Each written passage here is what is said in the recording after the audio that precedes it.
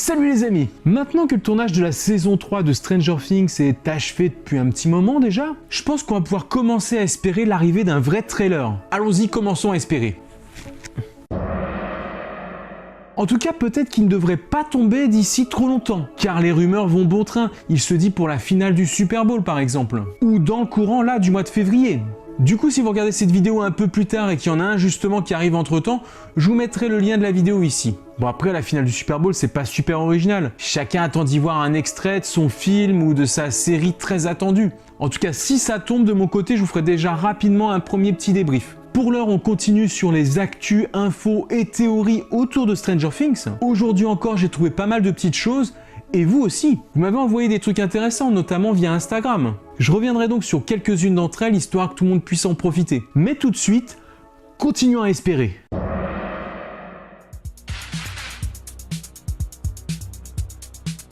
On commence cette vidéo sur une belle actu, c'est la Société mondiale d'analyse télévisuelle qui l'a annoncé lors de la première édition des Global TV Demand Awards. Stranger Things est la série originale numérique la plus demandée au monde en 2018, suivie par 13 Reasons Why, Chilling Adventure of Sabrina, Black Mirror et Narcos. Sachant que de son côté The Walking Dead est la série télévisée la plus demandée au monde en 2018. Tout ça pour vous dire qu'en seulement 2 saisons, Stranger Things s'est directement hissé au sommet, en plus sachant que la dernière saison était sortie en 2017. Les résultats ont été déterminés à l'aide du système mondial de mesure de la demande d'audience de Paro Analytics, qui mesure la quantité de séries télévisées recherchées sur plus de 100 marchés dans le monde, sur toutes les plateformes. Autant dire que ça reste une mesure très fiable, surtout que ce résultat est validé par le Guinness des records.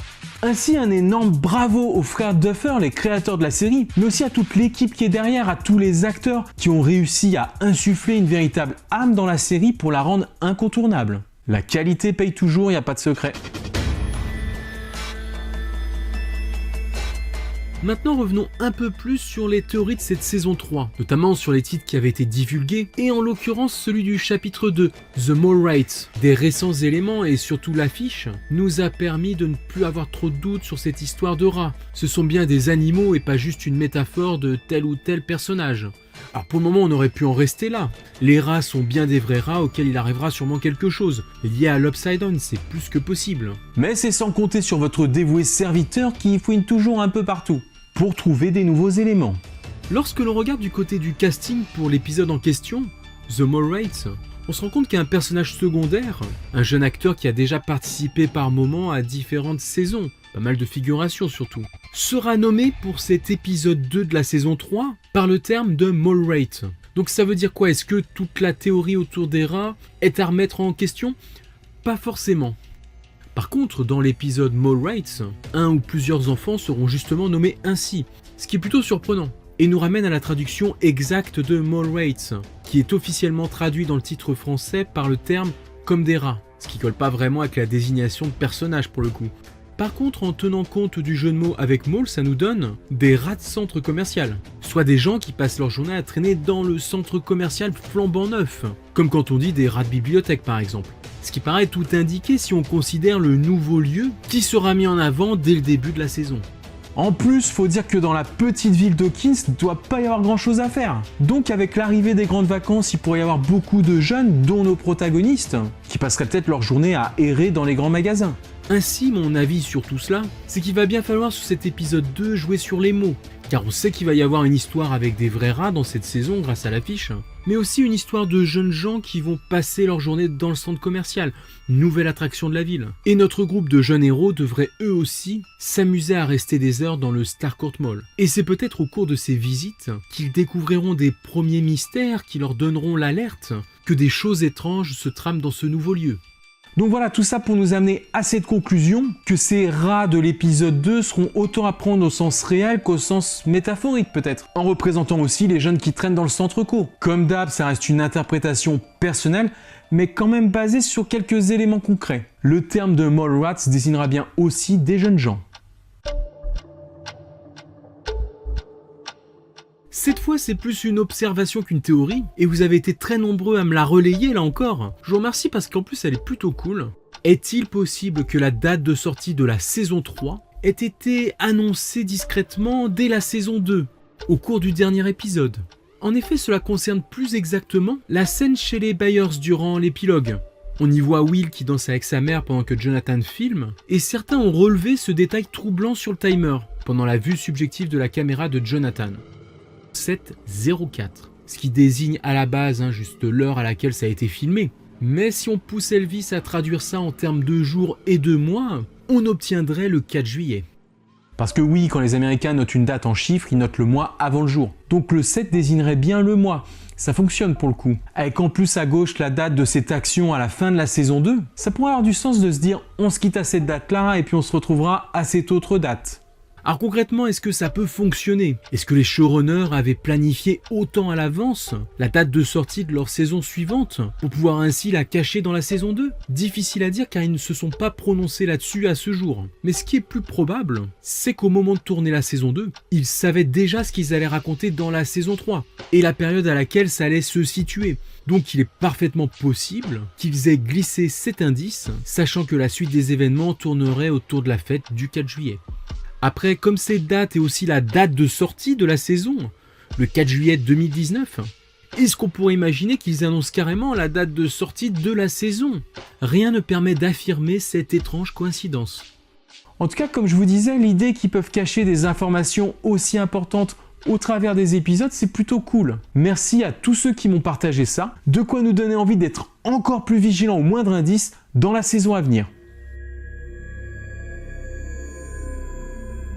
Une théorie qui plaît bien sur le net, presque la légende urbaine de Stranger Things, et dont je n'ai pas encore parlé. Et ouais, après toutes les vidéos que j'ai fait sur la série, il y en a encore. En tout cas, cette dernière que vous m'avez encore relayée ces derniers temps, via Instagram et Twitter, c'est la fameuse théorie des noms en B.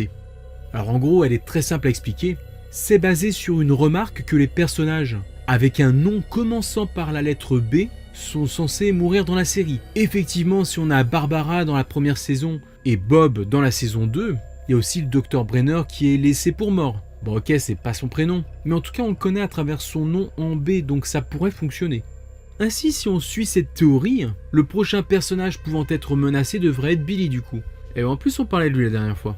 Et peut-être aussi Bruce, le journaliste d'investigation qui arrivera dans la saison 3. Un personnage qui va un peu fouiner de partout, et dont les découvertes risqueraient de mettre sa vie en danger. Bon après on va quand même pas aller jusqu'à nommer toute la famille Byers quand même, même si ça commence par un B.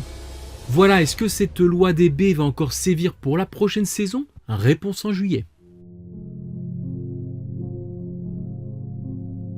Le personnage de Bob campé par Sean Astin devait dans le scénario original mourir plus tôt. Et c'était finalement la sympathie naturelle que dégageait l'acteur qui a incité les showrunners à repousser la mort inéluctable de son personnage au plus tard en fin de saison.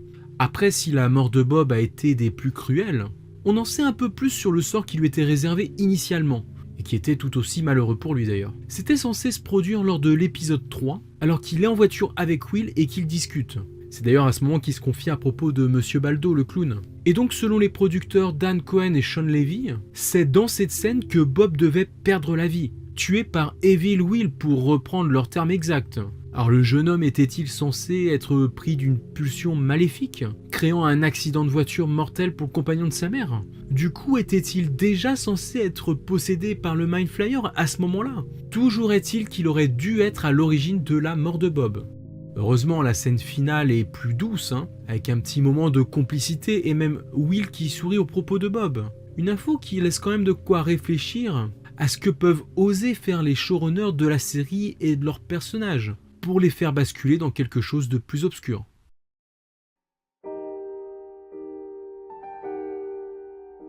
Nous sommes toujours en train d'attendre avec impatience la saison 3 de Stranger Things. Et nous avons déjà évoqué la saison 4. Il y en aura une, c'est sûr. Mais pourrions-nous d'ores et déjà nous prononcer sur le nombre exact de saisons qu'il y aura dans la série? Alors attention, déjà je tiens à préciser que pour moi, le but c'est pas forcément qu'il y ait le plus de saisons possible, car pour qu'une série survive à son succès dans le temps, il lui faut une bonne conclusion sans trop tirer sur l'élastique. En somme, je suis plutôt du genre à privilégier la qualité plutôt que la quantité. Et d'ailleurs je pense que les frères Duffer ont le même état d'esprit. Ainsi, Sean Levy s'était exprimé au sujet du nombre de saisons. Au début, il était clair que pour les frères Duffer et lui-même, la série était écrite pour 4 saisons et pas une de plus. Mais comme tout cela avait déjà été planifié depuis longtemps, ça avait laissé le temps à Netflix de venir un peu les travailler au corps, histoire de prolonger un peu le programme. Et ce avec l'appui des agents des acteurs apparemment. Sean Levy avait déclaré à l'époque « On entendait des cœurs se briser au siège de Netflix, quand les frères Duffer ont fait sonner les 4 saisons comme une fin officielle, et que je recevais soudain des appels des agents de nos acteurs. » Sean Levy avait finalement ajouté que malgré les 4 saisons pour raconter l'histoire, il était fort possible que la saison en comporte une 5e. Et par là même, il a ajouté qu'il était très improbable que la série aille au-delà. Alors bien sûr, les choses évoluent au jour le jour, et cet avis de leur part pourrait être modifié d'ici quelques temps. Mais en tout cas, voilà où nous en sommes aujourd'hui. La saison 4, c'est sûr, une saison 5, c'est fort possible, et au-delà, c'est très improbable. Donc voilà, pour une saison 5, c'est toujours au stade de grosses discussions. Maintenant, ça paraît même plus que probable. D'ailleurs, le tournage de la saison 4 pourrait commencer en fin d'année. Et si ça représentait encore une fois la période à laquelle se situe l'histoire, alors Hawkins serait cette fois plongé dans l'hiver. Pour les amateurs des univers 80s teenager, j'ai peut-être un film qui pourrait vous plaire en attendant la saison 3 de Stranger Things. Ça s'appelle Summer of 84, et c'est pas forcément un film récent puisqu'il est sorti en DVD là en décembre, mais que j'ai découvert tout récemment, et il faut reconnaître qu'il a repris volontairement ou non certains codes de notre série préférée. En effet, ce thriller horreur suit une bande de jeunes dans une petite ville des États-Unis qui mène l'enquête sur d'inquiétantes disparitions. Ici, pas d'éléments fantastiques mais plutôt une histoire de serial killer. Pourtant, les balades en vélo, l'usage de talkie-walkie et la bande-son du film réalisée avec des synthés bien vintage auront vite fait de vous replonger dans l'ambiance de la série emblématique. Voilà, après ça reste simplement un petit film sans prétention, mais à l'évidence si vous aimez la série, ça vaut au moins le coup d'aller y jeter un œil, pour ceux qui ne le connaissent pas déjà. Niveau cinéma, le rayonnement de Stranger Things semble même parvenir jusqu'au film culte auquel la série rend hommage, puisqu'un 3e opus de Ghostbusters serait en préparation. Non, celui-là, je l'ai déjà dit, il n'existe pas.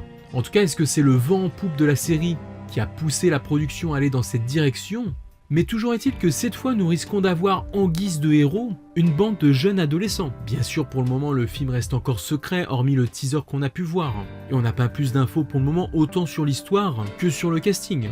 Pensez-vous qu'ils pourraient aller jusqu'à caster des acteurs de Stranger Things? Les paris sont ouverts.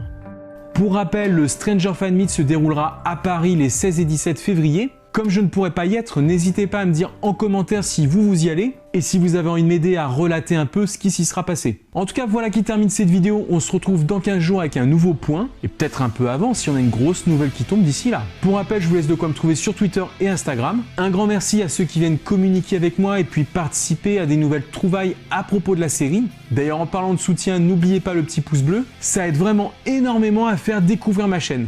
Donc un grand merci pour votre soutien sans faille. Et à très bientôt. Ciao les amis!